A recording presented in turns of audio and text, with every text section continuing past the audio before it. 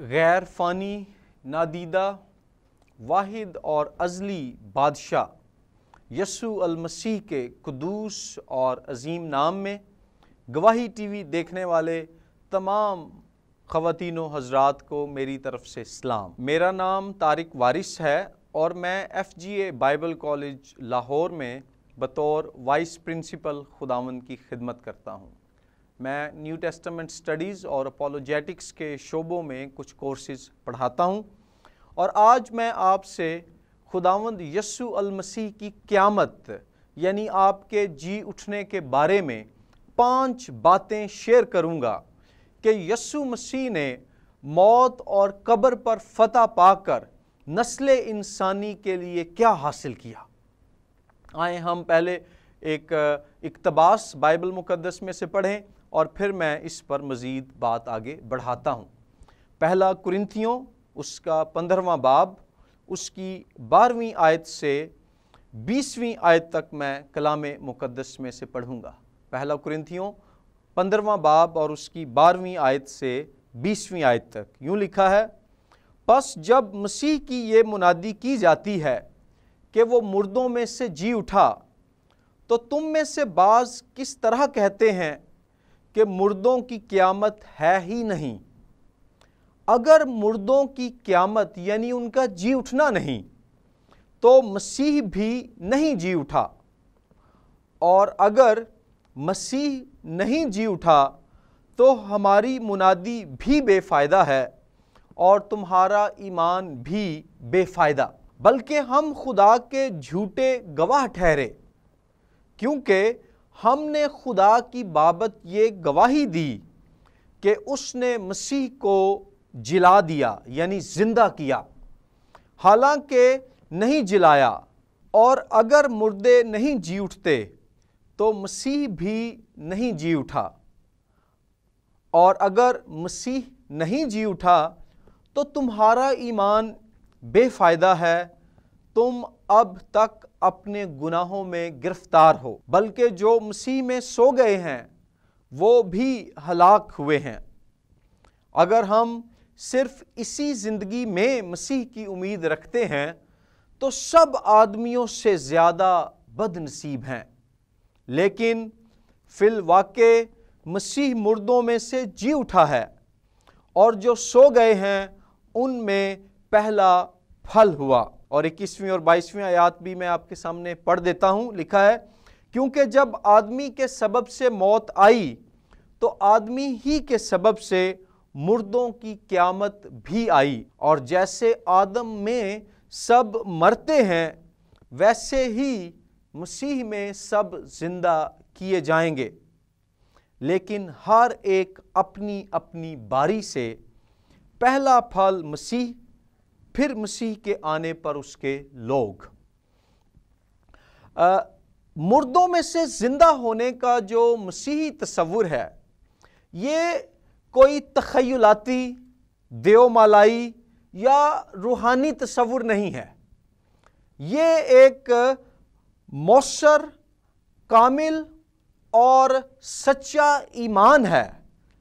یہ وہ خوشخبری ہے جس کی مسیحی منادی کرتے ہیں، اور مسیحی ایمان کے مطابق جیسا کہ پولس رسول اس عبارت میں فرماتے ہیں، یہ ایمان جو مسیحیوں کا ہے کہ وہ مردوں میں سے جی اٹھا، اس سے مراد ہے کہ یسوع المسیح حقیقی طور پر جلالی بدن کے ساتھ مردوں میں سے جی اٹھا، اور اگر وہ مردوں میں سے زندہ نہ ہوتا تو ہمارے پاس نہ کوئی خوشخبری ہوتی اور نہ ہی کوئی امید ہوتی۔ کیوں اس بات کو واضح کرنا ضروری ہے کہ یسوع المسیح جلالی بدن کے ساتھ حقیقی طور پر مردوں میں سے زندہ ہوئے؟ اس لیے کہ قدیم مشرق قریب یعنی اینشنٹ نیئر ایسٹ کے مذاہب میں بدنی یا جسمانی قیامت کا تصور نہیں تھا۔ جب وہ مردوں کے جی اٹھنے یعنی قیامت کی بات کرتے تھے تو ان کے نزدیک یہ ایک تشبیہی عمل تھا، یہ ایک استعارہ تھا، اٹ واز اے میٹافور۔ مثلا جب موسم تبدیل ہوتا اور خزاں کے بعد بہار آتی اور خزاں کے جو مرجھائے ہوئے پتے تھے وہ کھل اٹھتے، تو قدیم مشرق کے قریب کے مذاہب کے لوگ کہتے کہ جی ماحول میں موت کے بعد زندگی واپس آ گئی ہے۔ اسی طرح سے جو یونانی لوگ تھے ان میں بھی بدنی طور پر جی اٹھنے کی تعلیم موجود نہیں تھی۔ یونانیوں کا خیال یہ تھا کہ انسان میں پائی جانے والی روح غیر فانی ہے اور یہ روح ابدی ہے، اور مرنے کے بعد جسم تو فنا ہو جاتا ہے مگر روح قائم رہتی ہے، اور روح کا یہ قائم رہنا ہمیشہ ہمیشہ کے لیے یہی ہے کہ انسان زندہ رہ رہا ہے۔ لیکن جب ہم یونانیوں کے بعد یہودی مذہب کی طرف آتے ہیں جو پرانے عہد نامہ ہے، جس کی بنیاد پرانا عہد نامہ ہے، تو اس میں ہمیں جو ہے مختلف ایسے حوالہ جات ملتے ہیں جن میں یہ ذکر ہے کہ خدا ان انسانوں کو جو مر گئے ہیں، جن کی روح ان کے بدن سے پرواز کر گئی ہے، خدا ان کی روحوں کو واپس بلائے گا اور وہ بدن کی حالت میں بدنی طور پر مردوں میں سے جی اٹھیں گے۔ اگر آپ یسایہ کا صحیفہ اس کا باب نمبر 65 اور آیت نمبر 17 سے 25 تک پڑھیں، اور پھر یسایہ 66 22 تا 24 آیات پڑھیں، وہاں آپ کو ذکر ملے گا کہ ایماندار غیر فانی اور جلالی بدن کے ساتھ ہمیشہ ہمیشہ کے لیے خدا کے ساتھ زمین و آسمان پر بادشاہی کریں گے۔ پھر دانیل کی کتاب اس کا 12واں باب اس کی دوسری آیت میں لکھا ہے کہ جو خاک میں سو رہے ہیں، یہ اخیر زمانے کی بات ہے، ان میں سے بہتیرے جاگ اٹھیں گے، بعض حیات ابدی یعنی ہمیشہ کی زندگی کے لیے، اور بعض ذلت ابدی یعنی ہمیشہ کی سزا کے لیے۔ یہودی تصور یہ تھا، اور یسوع مسیح بھی یہودی تھے، کہ صرف مرنے کے بعد روح کا قائم رہنا مردوں میں سے جی اٹھنا نہیں ہے، بلکہ مردوں میں سے جی اٹھنے سے مراد یہ ہے کہ روح انسانی بدن میں دوبارہ واپس آئے گی اور انسان ایک غیر فانی اور جلالی بدن کے ساتھ جی اٹھے گا۔ اور ہم پھر نئے عہد نامے میں پڑھتے ہیں کہ جب یسوع المسیح مصلوب ہونے کے بعد تیسرے دن مردوں میں سے زندہ ہوئے، تو اعمال کی کتاب میں ابتدائی رسولوں کی ساری منادی کا دار و مدار ہی اس دعوے پر تھا، اس حقیقت پر تھا کہ وہ مردوں میں سے جی اٹھا ہے۔ کیونکہ جب یسوع مسیح کو مصلوب کیا گیا تو انہیں سیاسی اور مذہبی طور پر مجرم قرار دے کر مصلوب کیا گیا، لیکن آپ کا تیسرے دن مردوں میں سے جی اٹھنا اس بات کو ثابت کرتا ہے کہ آپ مجرم نہیں تھے بلکہ بے گناہ تھے، اور خدا نے آپ کو مردوں میں سے زندہ کر کے یہ ثابت کیا ہے کہ آسمان کا خدا یسوع ناصری کے ساتھ ہے، اور مسیح کا جی اٹھنا اس کے خدا کی عدالت میں بری و ذمہ قرار دیے جانے کا نشان ہے۔ اور اس روشنی میں اب میں آپ کے سامنے 5 باتیں رکھنے لگا ہوں کہ یسوع کی قیامت کی برکات، آپ کے مردوں میں سے جی اٹھنے کا پھل ہمیں کیا ملا ہے۔ ان میں نمبر 1 ہے کہ یسوع المسیح کا مردوں میں سے جی اٹھنا یہ ثابت کرتا ہے کہ آپ خدا کا مسیح ہیں۔ یسوع کا مردوں میں سے زندہ ہونا یہ ثابت کرتا ہے کہ آپ خدا کا مسیح ہیں۔ آپ پرانا عہد نامہ پڑھیں، زبور 2، زبور 72، زبور 89 یعنی 89، اور زبور 110، وہاں پر یہ امید خدا کی طرف سے قوم اسرائیل کو دی گئی کہ ایک بادشاہ آئے گا جو خدا کا مسیح یعنی اس کا مسح کیا ہوا، اس کا مخصوص کیا ہوا، اس کا چنا ہوا ہوگا۔ عبرانی میں اسے کہا جاتا ہے مشایا، انگلش میں مسایا، انگریزی میں انگلش میں تو میں نے بتا دیا، عبرانی میں اسے کہا جاتا ہے مشایا، یونانی میں کرسٹوس، انگلش میں مسایا، اور اردو میں مسیح۔ لیکن اس کا مطلب ایک ہی ہے کہ خدا کی طرف سے چنا ہوا، مخصوص کیا ہوا بادشاہ۔ اور پھر پرانے عہد نامے کے بعد جب ہم انٹر ٹیسٹامنٹل پیریڈ یعنی جو دور بین العہود ہے، 400 سالوں کا زمانہ ملاکی سے यूहन्ना बपतिस्मा देने वाले तक, उसमें भी जो यहूदी लोग थे वो खुदा के मसीह के आने के मुंतज़िर थे। और फिर जब यस्सु अल मसीह इस दुनिया में आए, उस वक्त जब उन्होंने खिदमत शुरू की तो 63 कबल अज़ मसीह से मुल्क इस्राइल पर रूमियों की सल्तनत का कब्जा था। एक बेदीन और बुत परस्त बादशाहत ने खुदा के लोगों की जमीन पर आकर कब्जा कर लिया था। ऐसे में यहूदी लोग आहो पुकार कर रहे थे, फरियाद कर रहे थे कि कब मौदे मसीह आएगा, खुदा का वादा किया हुआ बादशाह, उसका मसा किया हुआ बादशाह कब आएगा? When will his anointed king appear? और यस्सु अल मसीह आते हैं और ये दावा करते हैं कि वो खुदा की तरफ से भेजे गए हैं, खुदा ने उन्हें मसा करके इस दुनिया में भेजा है। और इस दावे की बुनियाद पर आपकी मुखालफत की जाती है और बिल आखिर आपको मसलूब कर दिया जाता है, तो आपका तीसरे दिन मुर्दों में से जिंदा होना ये साबित करता है कि आपका ये दावा कि जिंदा खुदा का बेटा मसीह मैं हूं एक सच्चा दावा है। अगर यस्सु मसीह मुर्दों में से जिंदा ना होता तो वो एक बागी की मौत मरता, लेकिन आपका मुर्दों में से जिंदा होना यह साबित करता है कि वो एक फाते बादशाह है। नंबर 2 बात कि मुर्दों में से जिंदा होने की दूसरी बरकत मसीह ने क्या हमारे लिए हासिल किया, उसका क्या उससे हमें फल मिला। दूसरी बात, यस्सु मसीह ने जिंदा होकर इब्लीस, गुनाह और मौत पर फतह हासिल की। अगर आप बाइबल मुकद्दस पढ़ें तो आपको 9 मौकों पर एट 9 डिफरेंट टाइम्स जो है 9 टाइम्स मुर्दों के जिंदा किए जाने का जिक्र मिलता है। ये मुर्दे एलिया नबी, अलीशा नबी, खुद यस्सु अल मसीह और फिर आपके शागिर्दों के वसीले से जिंदा हुए। लेकिन इन मुर्दों के जी उठने में 3 बातें मुश्तरक थीं। पहली बात यह कि इनको जिंदा करने के लिए खुदा ने इंसानों की दुआया शफायत और खिदमत को इस्तेमाल किया। नंबर 2, उनके जिंदा किए जाने के बाद उनकी दोबारा मौत वाक़ई हुई। और नंबर 3 कि उनका वो जिस बदन में जिंदा किए गए थे वो यही बदन था जो उनका पहले था।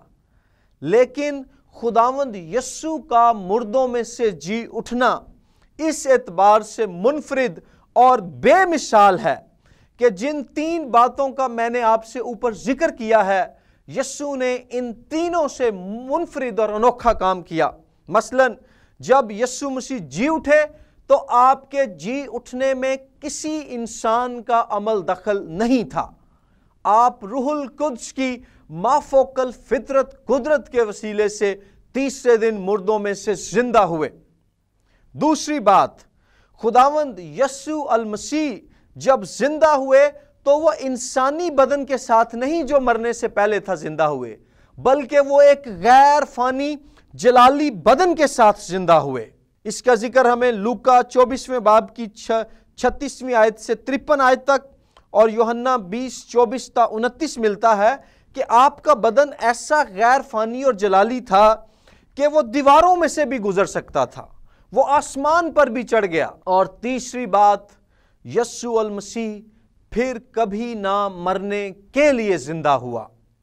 रोमियो 6 बाब की 9वीं आयत में इसका आपको जिक्र मिलेगा।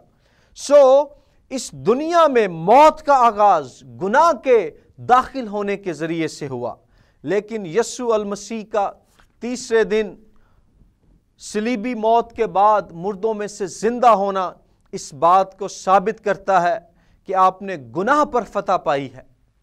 गुनाह की मजदूरी मौत है, लेकिन मसीह मौत पर गालिब आ गया है। इसका मतलब है वो गुनाह पर गालिब आया है। यूहन्ना की इंजील के 6 बाब में आपने कहा, तुम में कौन है जो मुझ में गुनाह साबित करता है। फिर मौत ने तमाम इंसानों पर बादशाही की, सबके बदनों पर बादशाही की, रोमियो 3:23 और रोमियो 6:23। लेकिन यस्सु अल मसीह ने मौत को शिकस्त दी और कुरिन्थियों کہ پہلے خط کے 15ویں باب کی 55 آیت میں لکھا ہے کہ اے موت تیری فتح کہاں رہی، اے موت تیرا ڈنک کہاں رہا۔ اور یسوع مسیح کا جی اٹھنا اس بات کو بھی ثابت کرتا ہے کہ چاہے یہودی مذہبی لیڈروں کی سازش ہو یا اس زمانے کی سپر پاور روم کا سیاسی اختیار، مسیح کی قیامت کے وسیلے سے اس نے ان سب کو مات دے دی۔ یسوع المسیح نے مردوں میں سے زندہ ہو کر گناہ، موت اور دنیا کی ظالم اور ناانصاف قوتوں پر فتح پائی۔ تیسری بات، یسوع نے مردوں میں سے زندہ ہو کر یہ ثابت کیا کہ انسان کے گناہ کا کفارہ مکمل ہو گیا ہے۔ پولس رسول رومیو 4 باب کی 25ویں آیت میں بیان کرتے ہیں کہ مسیح ہمارے گناہوں کے لیے حوالے کر دیا گیا اور ہم کو راست باز ٹھہرانے کے لیے جلایا یعنی زندہ کیا گیا۔ اس سے ہم یہ دیکھتے ہیں کہ اگر یسوع مسیح پاک روح کے وسیلے سے زندہ نہ کیے جاتے تو ہم گناہ کے خلاف خدا کے غضب سے نہ بچ پاتے، ہم راست باز نہ ٹھہرائے جاتے، ہمارا خدا سے میل ملاپ نہ ہو پاتا اور ہمیں ہمیشہ کی زندگی کا انعام نہ مل پاتا۔ خدا کے غضب سے مراد یہ نہیں کہ خدا کوئی ایسی شخصیت ہے جو ناراضگی، غصے اور کڑواہٹ سے بھری ہوئی ہے۔ غضب سے مراد ہے کہ گناہ سے خدا کی نفرت اور بدی کے خلاف اس کی راست عدالت۔ خدا پاک ہے، وہ گناہ برداشت نہیں کر سکتا۔ یسوع المسیح نے ہم جو گناہ گار تھے، ہماری معافی، خدا سے ہماری صلح، ہمارے خدا سے میل ملاپ اور ہمارے خدا کے حضور راست باز ٹھہرائے جانے کی خاطر جب صلیب پر کفارہ دیا تو کیسے معلوم ہو کہ یہ کفارہ خدا کے حضور مقبول ٹھہرا ہے؟ اس کے تیسرے دن مردوں میں سے زندہ ہونے کے وسیلے سے۔ دیکھیں، جب پرانے عہد نامے میں کسی جانور کی قربانی دی جاتی تھی، وہ جانور قربان کیا جاتا، وہ قربان ہی رہتا، مرا پڑا رہتا۔ لیکن یسوع مسیح خدا کا ایسا برہ ہے کہ جب وہ دنیا کے گناہوں کو اٹھا لے جاتا ہے تو وہ تیسرے دن مردوں میں سے زندہ ہو کر اپنے لوگوں کو یہ خوشخبری دیتا ہے کہ تمہاری نجات کا کام مکمل ہو گیا ہے، تمہارے گناہوں کے کفارے کا کام پورا ہو گیا ہے۔ اس کے بعد چوتھی بات مسیح کی قیامت یعنی آپ کے جی اٹھنے کے تعلق سے، وہ یہ ہے کہ یسوع المسیح نے زندہ ہو کر نئی انسانیت کا آغاز کیا۔ رومیو 6 باب کی 10ویں آیت میں لکھا ہے کہ وہ گناہ کے اعتبار سے مر کر خدا کے اعتبار سے ہمیشہ کے لیے ایک نئے جلالی بدن کے ساتھ جی اٹھا، ایک ایسا بدن جو پھر کبھی نہیں مرے گا، ایک ایسا بدن جو غیر فانی ہے، جو جلالی ہے، جو لاسانی ہے۔ اور چونکہ یسوع المسیح ایسے بدن کے ساتھ زندہ ہوا ہے، اس لیے اب ان کے لیے جو اس پر ایمان لاتے ہیں یہ امید اور یقین دہانی ہے کہ وہ بھی اس کی مانند ایسا ہی جلالی اور غیر فانی بدن حاصل کریں گے اور ہمیشہ ہمیشہ کے لیے جیتے رہیں گے۔ مسیح کے جی اٹھنے کے وسیلے سے دو طرح سے انسان کے لیے امید قائم ہوئی ہے، نئی انسانیت کی امید۔ نمبر 1 ہمیں یوحنا کی انجیل کے 3 باب میں ملتا ہے کہ چونکہ یسوع کے مرنے اور جی اٹھنے کے بعد پاک روح ہم پر نازل ہوا، اس لیے اب ہم نئی پیدائش کا تجربہ کر سکتے ہیں، ہم روح اور پانی سے نئے سرے سے پیدا ہو سکتے ہیں۔ یہ ہے اس زمین پر نئی انسانیت کا آغاز، جو اگر یسوع جی نہ اٹھتے تو ممکن نہ ہوتی، لیکن ہمارے لیے صرف اس زمین پر ہی نئی انسانیت کا راستہ نہیں کھلا، یسوع کے جی اٹھنے کی وجہ سے ہمارے لیے جب ہم مر جائیں گے تو اس کے بعد پھر نئے طور سے پاک روح کے وسیلے سے جلالی بدن کے ساتھ جی اٹھنے کی امید بھی اس لیے قائم ہوئی ہے کیونکہ یسوع مردوں میں سے جی اٹھا ہے۔ اگر آپ یہاں دیکھیں پہلا کرنتھیوں 15 باب کی جو ہے آیت نمبر 7 ہے، وہاں لکھا ہے اگر مسیح نہیں جی اٹھا تو تمہارا ایمان بے فائدہ ہے۔ اور پھر 13ویں آیت میں لکھا ہے کہ اگر مردوں کی قیامت نہیں تو مسیح بھی نہیں جی اٹھا، اور اگر مسیح نہیں جی اٹھا تو ہماری منادی بھی بے فائدہ ہے۔ چونکہ مسیح جی اٹھا ہے اس لیے ہم بھی زندہ کیے جائیں گے۔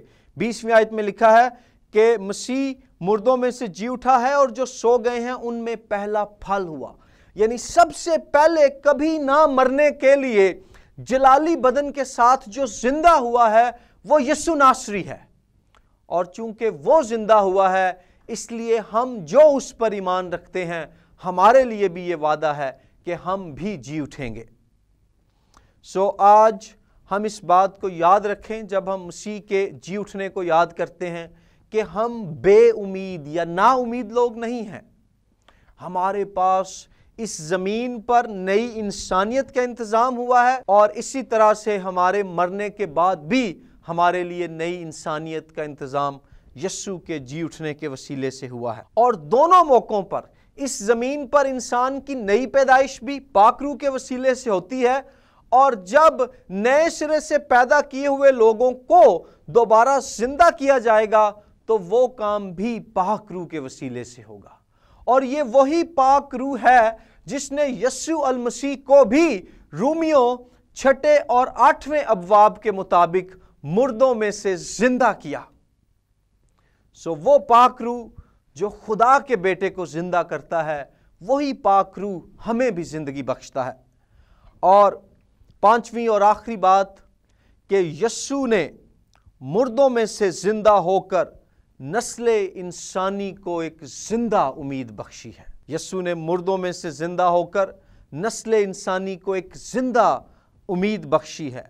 ہمارے پاس ایک زندہ امید ہے ہمیشہ کی زندگی کی، کیونکہ یسوع مسیح زندہ ہوا ہے۔ اگر آپ کی مکاشفہ کی کتاب پڑھیں، اس کا 21واں باب پڑھیں، تو وہاں پر ذکر ملتا ہے کہ ایماندار خداوند یسوع کے ساتھ نئے آسمان اور نئی زمین میں ہمیشہ ہمیشہ کے لیے بادشاہی کریں گے۔ تسلونیکیوں کے پہلے خط کے 4 باب کی 13ویں سے 18ویں آیات میں وعدہ کیا گیا ہے کہ جب یسوع المسیح آئے گا تو وہ جو زندہ ہیں وہ بدل جائیں گے، اور جو مرے ہوئے ہیں قبروں میں سے نکل کر ہواؤں میں اڑ کر اس کا استقبال کریں گے۔ مسیح کے استقبال کی امید، یسوع کے ساتھ نئے آسمان اور نئی زمین میں ہمیشہ کے لیے بادشاہی کی امید، یہ امید ہمیں کہاں سے ملی ہے؟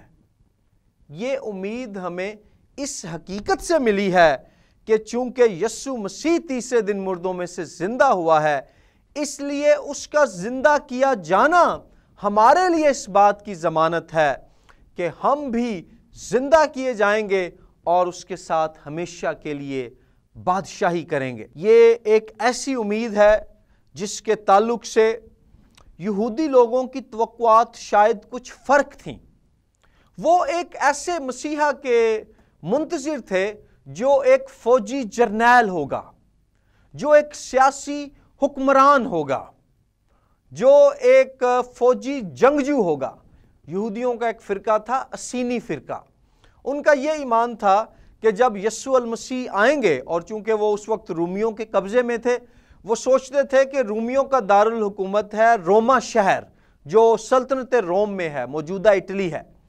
تو وہ سمجھتے تھے کہ خدا کا مسیحا آئے گا، وہ سلطنت روم کے دارالحکومت روما شہر میں جائے گا، گھوڑوں پر سوار ہو کر اپنے ساتھ یہودی فوج کو لے کر، اور وہ وہاں پر جو ہے کیسر، جو روم کے بادشاہ کا نام ہوتا تھا، شہنشاہ کا جو ٹائٹل ہوتا تھا، وہ اس کو اس کے گریبان سے پکڑے گا، اس کے تخت سے اتار کر اس کا سر قلم کرے گا اور یوں یہودیوں کی بادشاہی قائم کر دے گا۔ یہ تھی یہودیوں کی امید۔ لیکن یسوع المسیح آتے ہیں اور بتاتے ہیں کہ یسوع ناصری وہ بادشاہ نہیں ہے دنیا کے بادشاہوں کی طرح جو خون بہاتا ہے، جو سر قلم کرتا ہے، جو جانیں لیتا ہے، بلکہ یسوع مسیح ایسا بادشاہ ہے جو اپنا خون دے دیتا ہے، جو اپنی جان کی قربانی دے دیتا ہے اور جو دوسروں کی زندگیاں لیتا نہیں بلکہ انہیں زندگی دیتا ہے، کثرت کی زندگی دیتا ہے اور ہمیشہ کی زندگی دیتا ہے۔ اور یہ امید کہ ہمیشہ کی زندگی ہمیں ملے گی کیسے ہمارے پاس ہے؟ اس بنیاد پر کہ چونکہ یسوع موت پر غالب آیا، تیسرے دن مردوں میں سے جی اٹھا اور ایک نئی زندگی میں داخل ہوا، ہمارے پاس یہ زندہ امید ہے کہ ہم بھی اس کے ساتھ نئی زندگی میں داخل ہوں گے۔ عزیز بھائیوں بہنوں، میں نے آپ کے سامنے 5 برکات پیش کی ہیں۔ نمبر 1 کہ یسوع المسیح کا جی اٹھنا اسے خدا کی طرف سے بھیجا ہوا سچا مسیحا اور بادشاہ ثابت کرتا ہے۔ کیا ہماری زندگیوں پر آج اس کی بادشاہی ہے؟ نمبر 2، یسوع المسیح کا جی اٹھنا یہ ثابت کرتا ہے کہ اس نے شیطان، گناہ اور موت پر فتح پائی ہے۔ کیا آج ہم مسیح میں شیطان، گناہ اور موت پر فاتح زندگیاں اس کے پاک روح کی قوت سے گزار رہے ہیں؟ نمبر 3، مسیح کا مردوں میں سے جی اٹھنا یہ ثابت کرتا ہے کہ ہمارے گناہوں کا کفارہ مکمل ہوا ہے۔ کیا آپ اپنے گناہوں سے توبہ کر کے مسیح پر ایمان لا کر اس کے فضل کے باعث خدا کے حضور راست باز ٹھہرائے جا چکے ہیں؟ نمبر 4، مسیح کا جی اٹھنا ثابت کرتا ہے کہ اب نئی انسانیت کا آغاز ہو گیا ہے۔ کیا آپ نے پانی اور روح سے پیدا ہو کر نئے سرے سے اس نئی انسانیت میں داخلہ حاصل کر لیا ہے؟ اور 5ویں بات، یسوع کا جی اٹھنا ثابت کرتا ہے کہ انسانوں کے پاس بھی جی اٹھنے کی ایک زندہ امید ہے، لیکن اس امید کی بنیاد مسیح کے جی اٹھنے پر ایمان لانا ہے۔ کیا آپ اس کے جی اٹھنے پر ایمان لا کر امید، یقین، تسلی اور خوشی سے بھرپور زندگی گزار رہے ہیں؟ God bless you.